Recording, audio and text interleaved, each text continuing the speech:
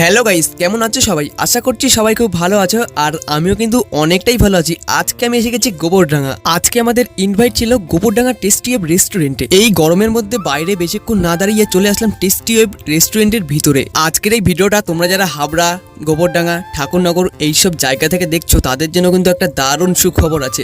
ভিতরে এসে বেশ কিছুক্ষণ বসেছিলাম, তারপর আমাদের প্রত্যেকের শুরু হয়ে গেল ইন্ট্রোডাকশন।